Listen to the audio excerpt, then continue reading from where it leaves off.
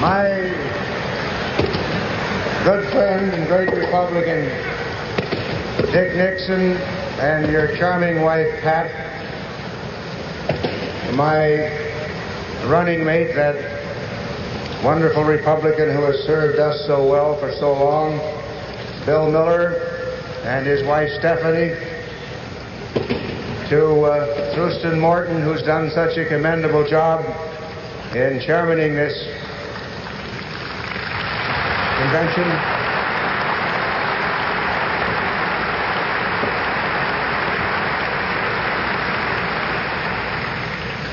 To Mr. Herbert Hoover, whom I hope is watching, and to that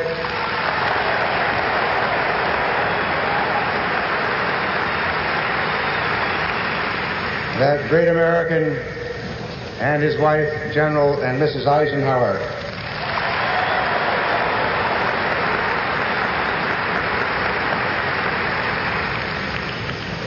To my own wife, my family, and to all of my fellow Republicans here assembled and Americans across this great nation.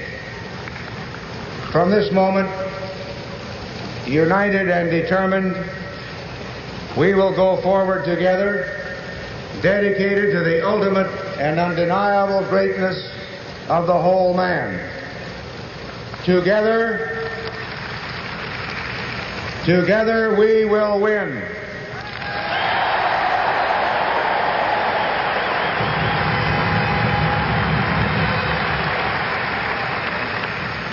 I accept your nomination with a deep sense of humility.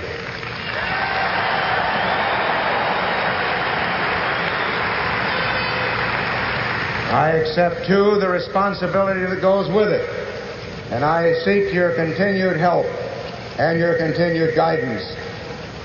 My fellow Republicans, our cause is too great for any man to feel worthy of it. Our task would be too great for any man did he not have with him the hearts and the hands of this great Republican Party.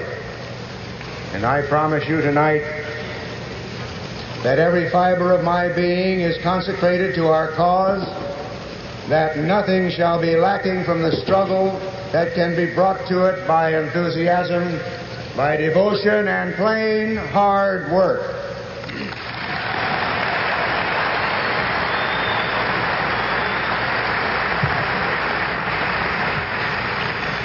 In this world, no person, no party can guarantee anything.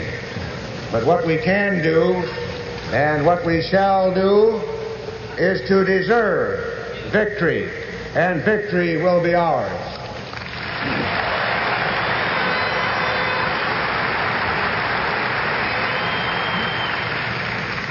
The good Lord raised this mighty republic to be a home for the brave and to flourish as the land of the free. Not to stagnate in the swampland of collectivism, not to cringe before the bullying of communism.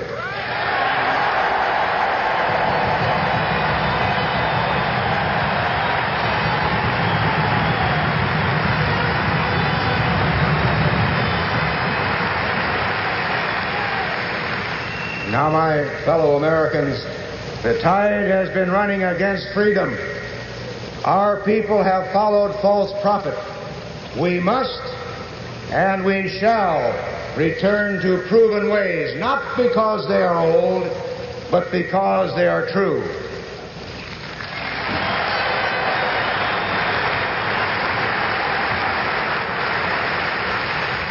We must and we shall set the tides running again in the cause of freedom.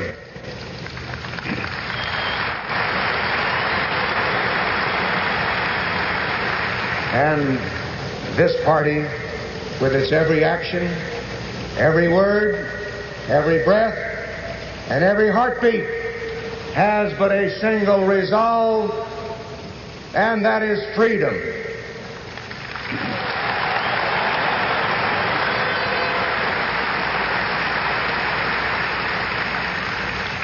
Freedom made orderly for this nation by our constitutional government.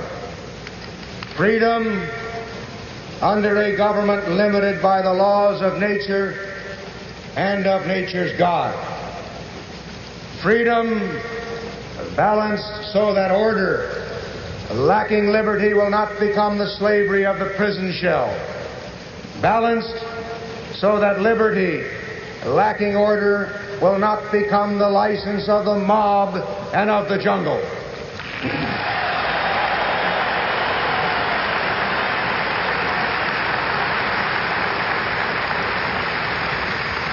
Now we Americans understand freedom. We have earned it, we have lived for it, and we have died for it.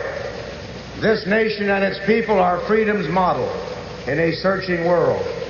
We can be freedom's missionaries in a doubting world. But ladies and gentlemen, first we must renew freedom's vision in our own hearts and in our own homes.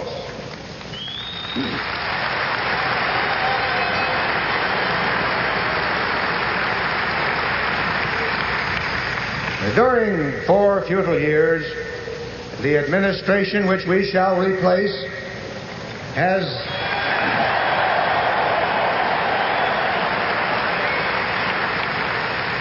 distorted and lost that vision. It has talked and talked and talked and talked the words of freedom, but it has failed and failed and failed in the works of freedom.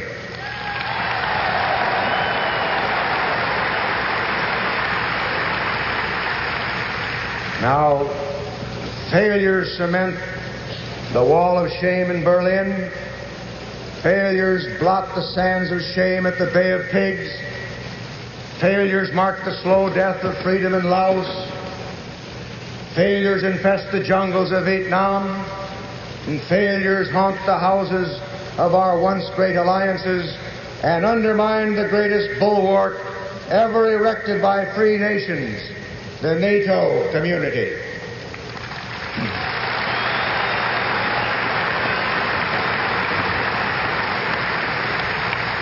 Failures proclaim lost leadership, obscure purpose, weakening will, and the risk of inciting our sworn enemies to new aggressions and to new excesses. And because of this administration, we are tonight a world divided. We are a nation becalmed. We have lost the brisk pace of diversity and the genius of individual creativity. We are plodding along at a pace set by centralized planning, red tape, rules without responsibility, and regimentation without recourse.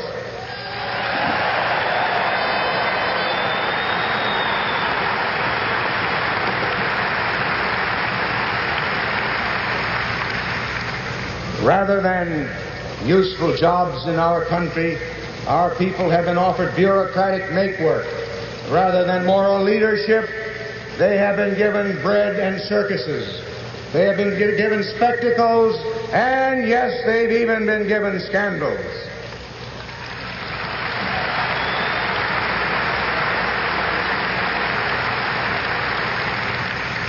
Tonight, there is violence in our streets, corruption in our highest offices, aimlessness amongst our youth, anxiety among our elders, and there's a virtual despair among the many who look beyond material success for the inner meaning of their lives. And where examples of morality should be set, the opposite is seen. Small men seeking great wealth or power have too often and too long turned even the highest levels of public service into mere personal opportunity.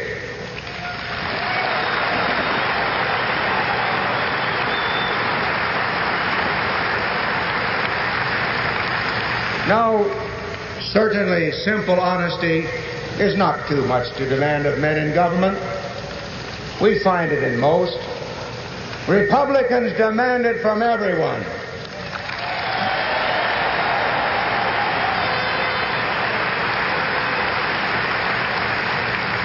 They demand it from everyone, no matter how exalted or protected his position might be. Now,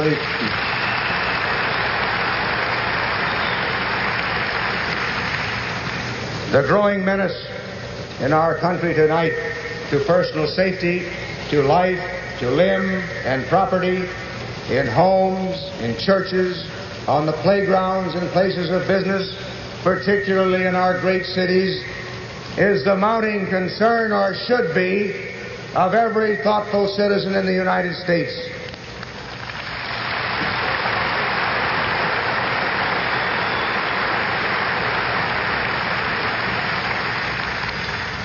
Security from domestic violence, no less than from foreign aggression, is the most elementary and fundamental purpose of any government.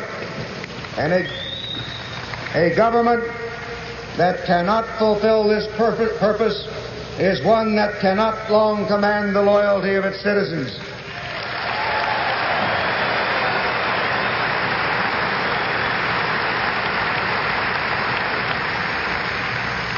History shows us, it demonstrates that nothing prepares the way for tyranny more than the failure of public officials to keep the streets safe from bullies and marauders.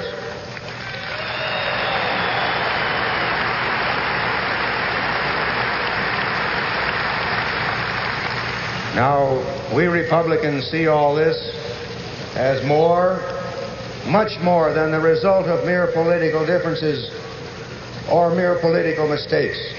We see this as the result of a fundamentally and absolutely wrong view of man, his nature, and his destiny.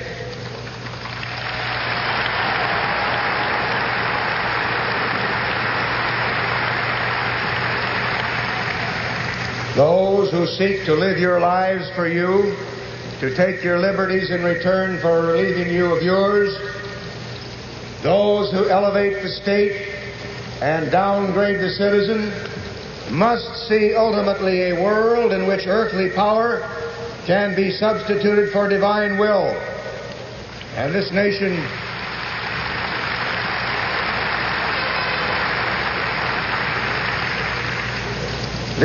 was founded upon the rejection of that notion and upon the acceptance of God as the author of freedom.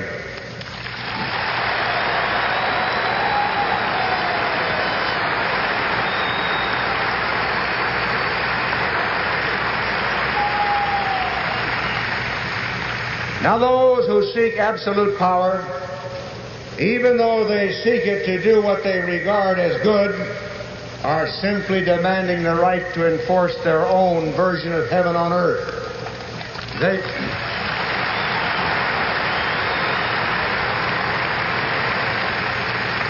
And let me remind you, they are the very ones who always create the most hellish tyrannies.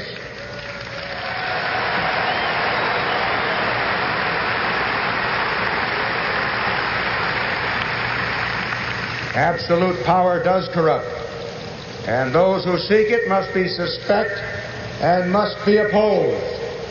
Their mistaken course stems from false notions, ladies and gentlemen, of equality. Equality, rightly understood, as our founding fathers understood it, leads to liberty and to the emancipation of creative differences. Wrongly understood, as it has been so tragically in our time, it leads first to conformity and then to despotism.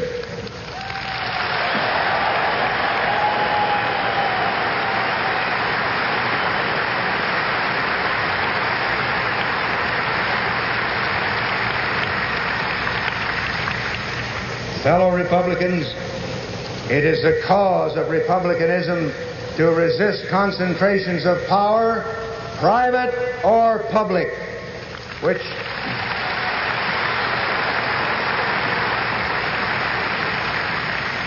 enforce such conformity and inflict such despotism. It is a cause of republicanism to ensure that power remains in the hands of the people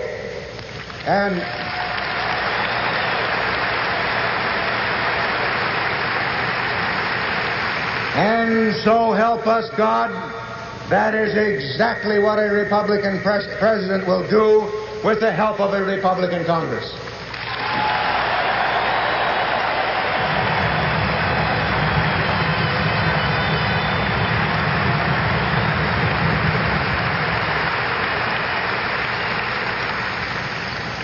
It is further the cause of republicanism to restore a clear understanding of the tyranny of man over man in the world at large. It is our cause to dispel the foggy thinking which avoids hard decisions in the delusion that a world of conflict will somehow mysteriously resolve itself into a world of harmony if we just don't rock the boat or irritate the forces of aggression. And this is hogwash.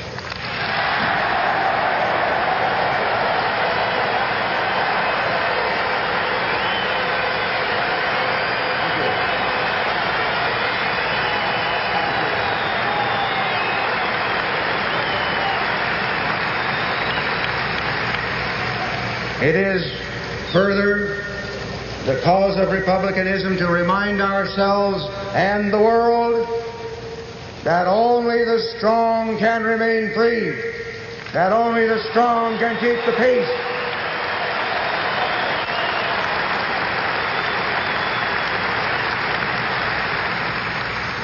Now, I needn't remind you or my fellow Americans, regardless of party, that Republicans have shouldered this hard responsibility and marched in this cause before.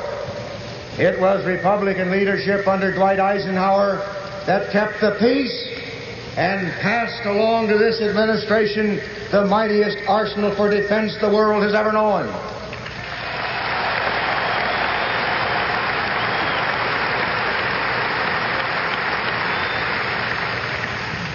And I needn't remind you that it was the strength and the believable will of the Eisenhower years that kept the peace by using our strength, by using it in the Formosa Straits and in Lebanon, and by showing it courageously at all times.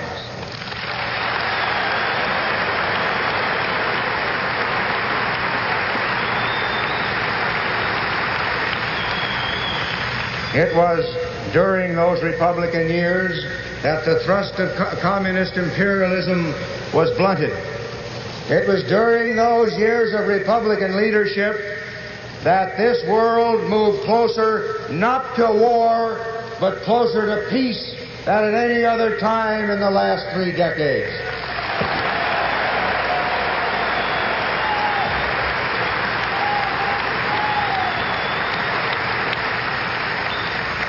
And I needn't remind you, but I will, that it's been during democratic years that our strength to deter war has stood still and even gone into a planned decline.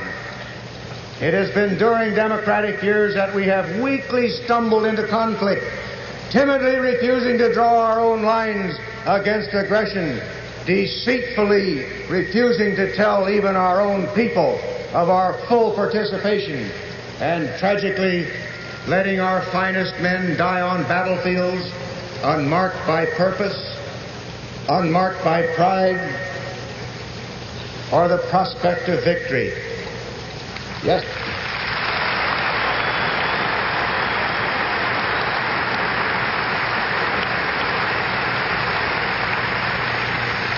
Yesterday, it was Korea. Tonight, it is Vietnam. Make no bones of this. Don't try to sweep this under the rug. We are at war in Vietnam.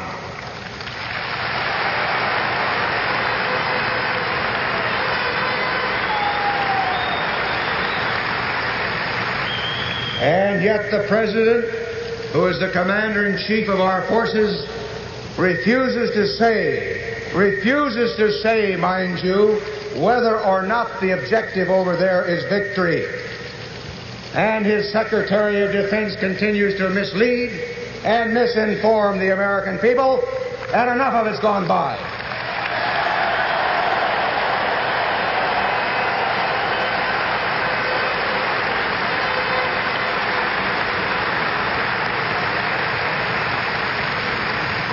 And I needn't remind you, but I will.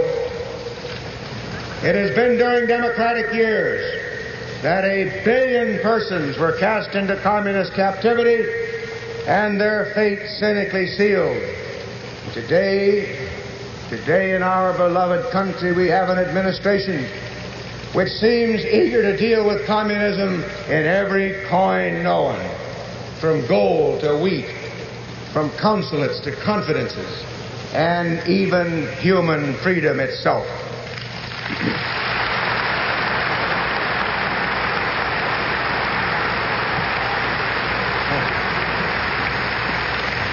Now the Republican cause demands that we brand communism as the principal disturber of peace in the world today.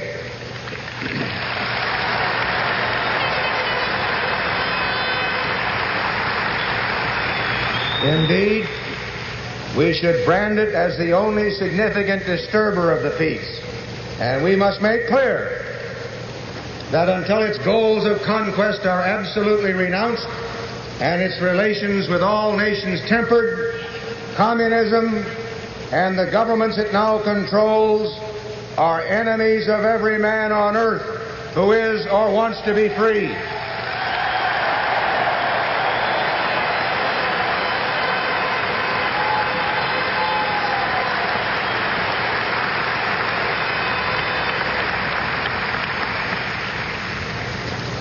Now, we here in America can keep the peace only if we remain vigilant and only if we remain strong.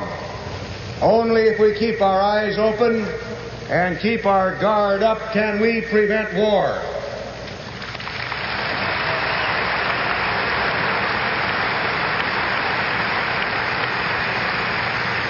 And I want to make this abundantly clear.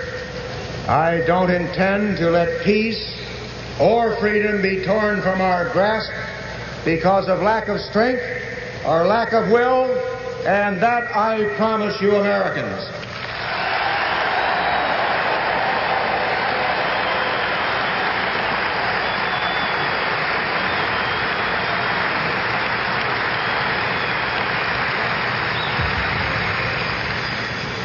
I believe that we must look beyond the defense of freedom today to its extension tomorrow. I believe that the communism which boasts it will bury us will instead give way to the forces of freedom.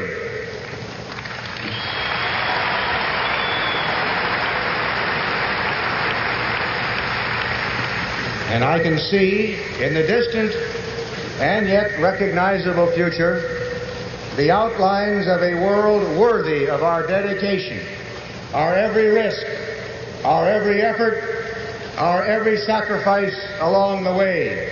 Yes, a world that will redeem the suffering of those who will be liberated from tyranny.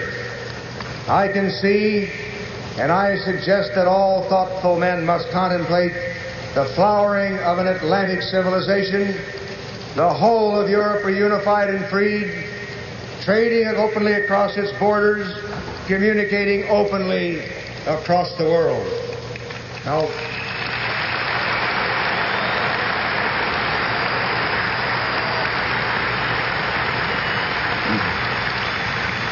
this is a goal far, far more meaningful than a moonshot.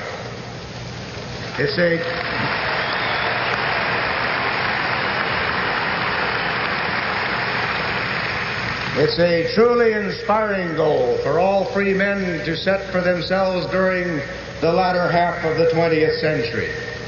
I can see, and all free men must thrill to the advance of this Atlantic civilization, joined by its great ocean highway to the United States.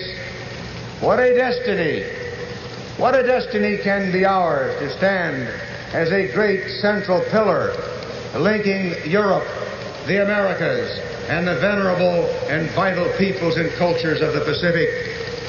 I can see a day when all the Americas, north and south, will be linked in a mighty system, a system in which the errors and misunderstandings of the past will be submerged one by one in a rising tide of prosperity and interdependence.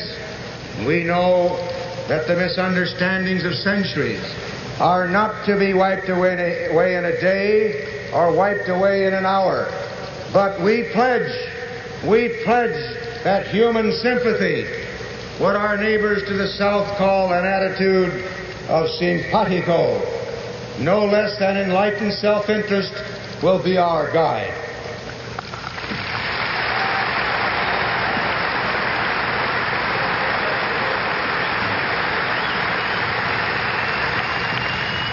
And I can see this Atlantic civilization galvanizing and guiding emergent nations everywhere. Now, I know that freedom is not the fruit of every soil. I know that our own freedom was achieved through centuries by unremitting efforts of brave and wise men. And I know that the road to freedom is a long and a challenging road. And I know also that some men may walk away from it, that some men resist challenge, accepting the false security of governmental paternalism. And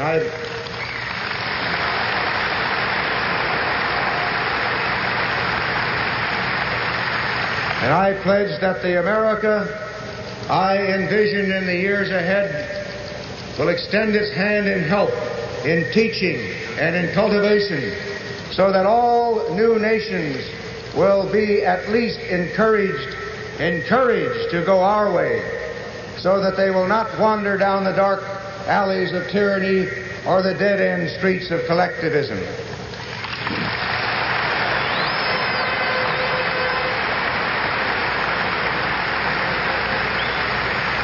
My fellow Republicans, we do no man a service by hiding freedom's light under a bushel of mistaken humility.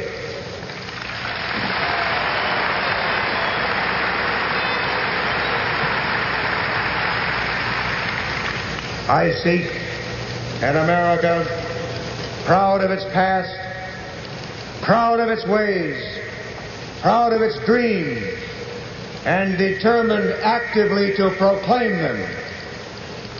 But our example to the world must, like charity, begin at home.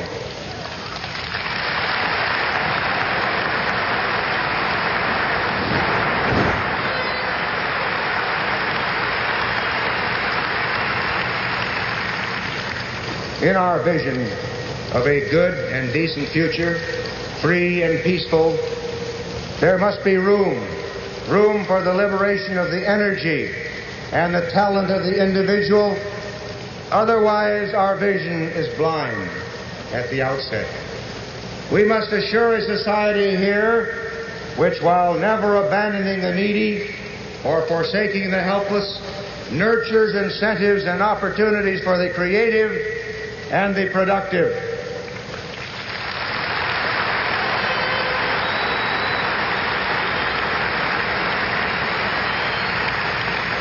We must know the whole good is the product of many single contributions. And I cherish a day when our children once again will restore as heroes the sort of men and women who, unafraid and undaunted, pursue the truth, strive to cure disease, subdue and make fruitful our natural environment, and produce the inventive engines of production, science, and technology.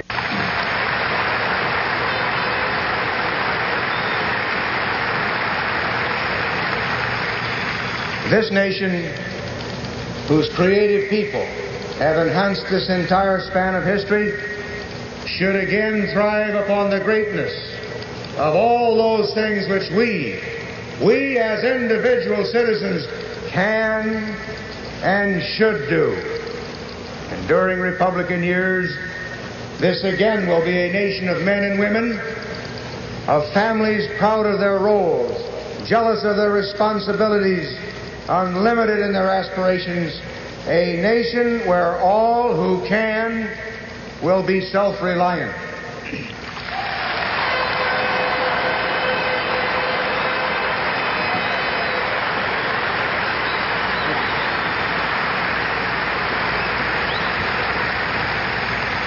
We Republicans see in our constitutional form of government the great framework which assures the orderly but dynamic fulfillment of the whole man. And we see the whole man as the great reason for instituting orderly government in the first place. We see in private property and an economy based upon and fostering private property the one way to make government a durable ally of the whole man rather than his determined enemy.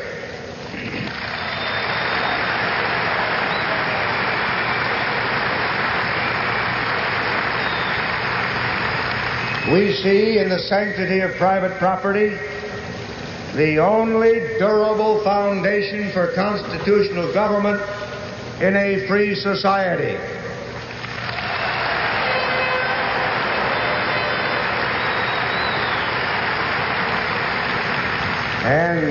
And beyond that, we see and cherish diversity of ways, diversity of thoughts, of motives, and accomplishments. We don't seek to live anyone's life for him. We only seek to secure his rights, guarantee him opportunity,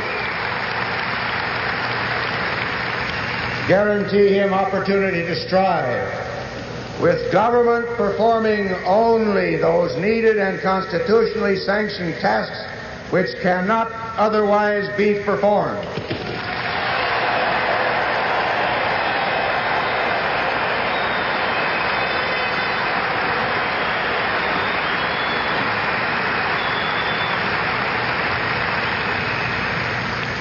We Republicans seek a government that attends to its inherent responsibilities of maintaining a stable monetary and fiscal climate, encouraging a free and a competitive economy, and enforcing law and order.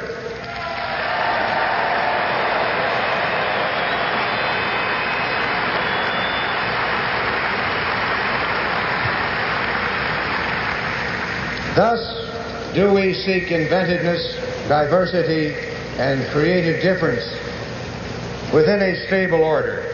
For we Republicans define government's role where needed at many, many levels. Preferably, though, the one closest to the people involved.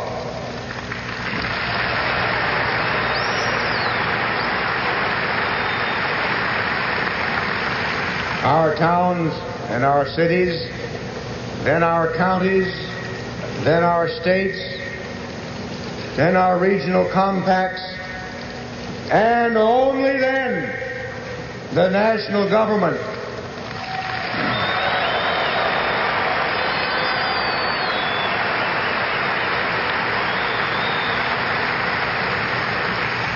That, let me remind you, is the ladder of liberty built by decentralized power.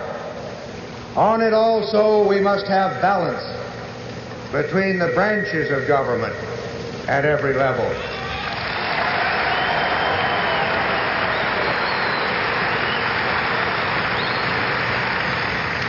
Balance, diversity, creative difference.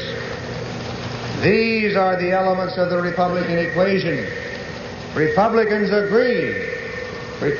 agree heartily to disagree on many, many of their applications. But we have never disagreed on the basic fundamental issues of why you and I are Republicans.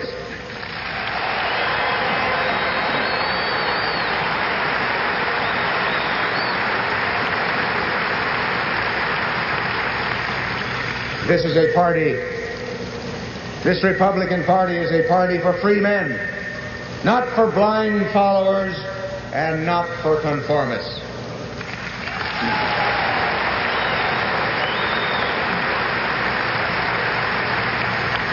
In fact, in 1858, Abraham Lincoln said this of the Republican Party, and I quote him because he probably could have said it during the last week or so. It was composed of strange, discordant, and even hostile elements. End of the quote, 1958. Yet all of these elements agreed on one paramount objective: to arrest the progress of slavery and place it in the course of ultimate extinction. Today as then, but more urgently and more broadly than then, the task of preserving and enlarging freedom at home and of safeguarding it from the forces of tyranny abroad is great enough to challenge all our resources and to require all our strength.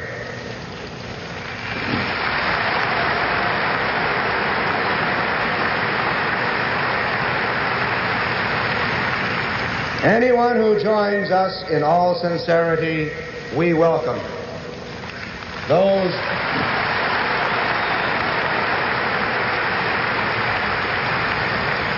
Those who do not care for our cause, we don't expect to enter our ranks in any case.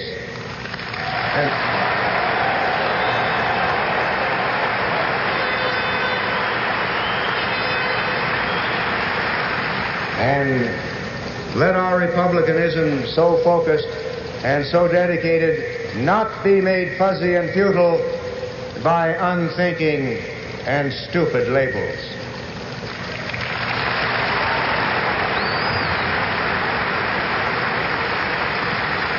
I would remind you that extremism in the defense of liberty is no vice.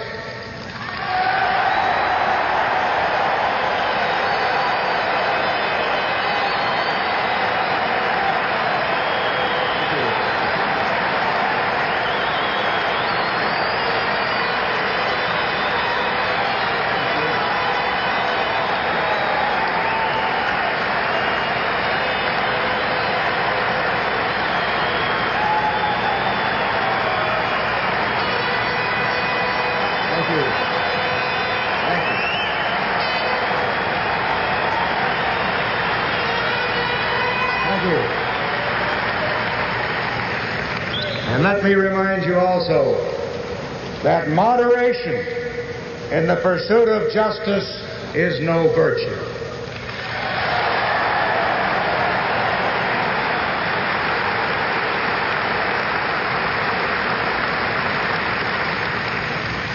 By the beauty of the very system we Republicans are pledged to restore and revitalize, the beauty of this federal system of ours is in its reconciliation of diversity with unity.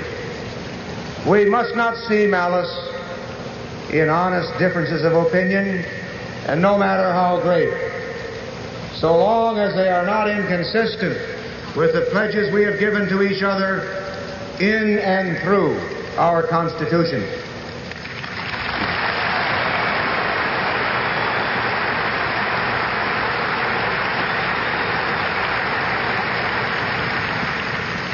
Our Republican cause is not to level out the world or make its people conform in computer-regimented sameness. Our Republican cause is to free our people and light the way for liberty throughout the world.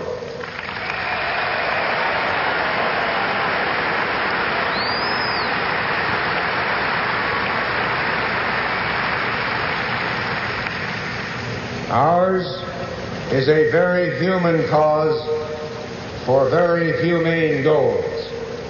This party, its good people, and its unquenchable devotion to freedom will not fulfill the purposes of this campaign, which we launch here now, until our cause has won the day, inspired the world, and shown the way to a tomorrow worthy of all our yesteryears, I repeat, I accept your nomination with humbleness, with pride, and you and I are going to fight for the goodness of our land. Thank you.